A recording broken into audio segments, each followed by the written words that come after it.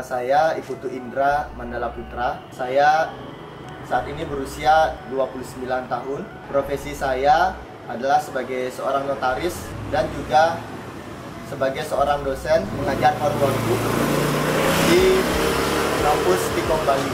Saat ini juga saya sedang ikut dalam kontestasi pemilu 2019 sebagai calon DPR RI dari Partai Hanura, Dapil Bali, nomor urut 6.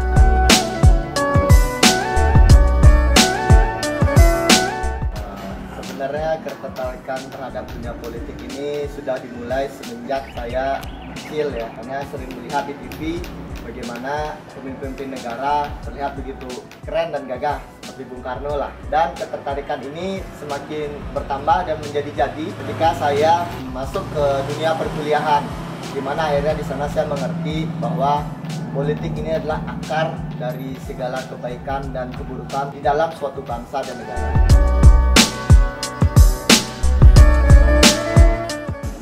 Jadi benarnya saya tidak mau terlalu dini untuk masuk ke dalam sebuah parpol. Ini berawal dari ajakan seorang tokoh Bali yang menjadi panutan dan juga saya mengidolakan beliau. Jadi beliau yang menawarkan saya untuk masuk ke Partai Hanura, yang membuat saya tidak bisa menolak ajakan tersebut. Padahal sebelumnya juga ada banyak parpol-parpol yang besar yang menawari saya, tapi saya tidak memilih untuk belum mau terjun langsung ke dalam politik praktis karena saya ingin fokus terhadap profesi saya sebagai seorang notaris.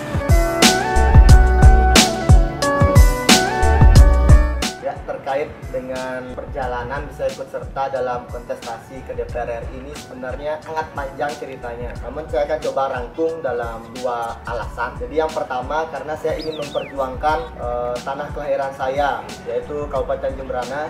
Karena sampai saat ini pun Kabupaten Jembrana belum pernah memiliki perwakilan di Senayan atau di DPR RI. Padahal seperti yang kita ketahui bersama kan sebenarnya anggaran-anggaran besar itu kan semuanya ada di pusat. Bahkan program-program dari kementerian-kementerian juga ada yang disalur-salurkan melalui keterwakilan di DPR RI tersebut.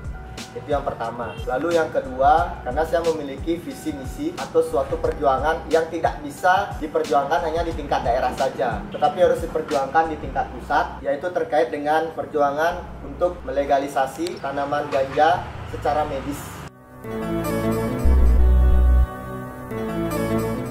Karena saya memiliki keyakinan bahwa tanaman ganja ini memiliki sangat banyak manfaat, baik manfaat medis maupun ekonomis untuk negara kita Indonesia. Dan kita tidak bisa menutup mata ya terhadap tren global yang saat ini sedang terjadi, di mana negara-negara di seluruh dunia sedang berlomba-lomba untuk mendapatkan manfaat medis atau mempergunakan manfaat medis dari tanaman ini. Kita bisa lihat bukan hanya di negara-negara di kontinen atau benua Amerika dan Afrika serta Eropa saja.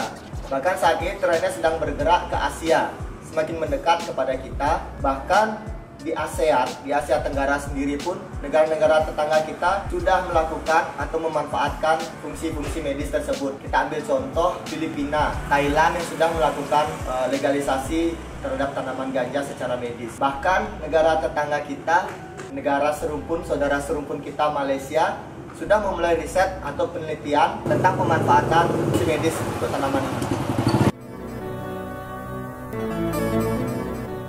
Sejauh ini sih belum ada masalah ya terkait hal tersebut, tapi tentunya perjuangan ini juga saya lakukan berdasarkan studi akademis yang sistematis dan terukur. Jika nanti saya berhasil untuk duduk di sana, terpilih menjadi anggota DPR RI, saya akan mendorong untuk dilakukan riset atau penelitian tentang fungsi medis dari tanaman ganja ini. Jadi nanti kita undang ya para ahli-ahli terbaik bangsa, ya para profesor yang ahli di bidangnya untuk melakukan riset atau penelitian terhadap tanaman ini. Apapun nanti hasilnya, baik atau buruk, kita akan buka seluas-luasnya kepada masyarakat, kepada publik ya.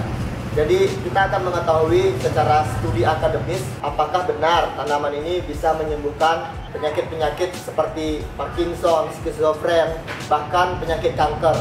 Khusus untuk penyakit kanker, kita juga sudah memiliki studi bandingnya, yaitu kasus terhadap salah seorang anak bangsa yang bernama Fidelis, di mana dia menyembuhkan istrinya yang terkena penyakit kanker stadium parah dengan menggunakan ekstrak dari tanaman tersebut. Caranya dia pelajari lewat internet. Namun sayang, karena tanaman ini masih ilegal di Indonesia, jadi Fidelis ditangkap di rumahnya karena memiliki tanaman tersebut, dan istrinya pun meninggal karena tidak bisa dilanjutkan pengobatannya. Jadi kasus tersebut bisa juga kita jadikan penguat nantinya, studi banding, untuk menguatkan nanti apa yang menjadi dari hasil riset atau penelitian ini.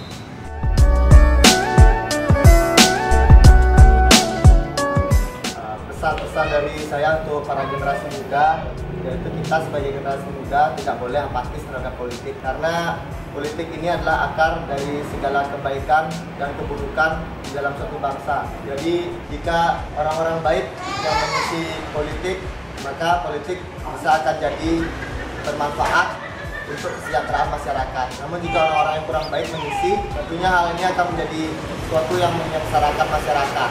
Jika orang-orang yang baik, anak-anak muda yang masih bersih, energik, tidak mengisi ruang-ruang tersebut, maka orang-orang yang kurang baiklah yang akan mengisi ruang-ruang tersebut.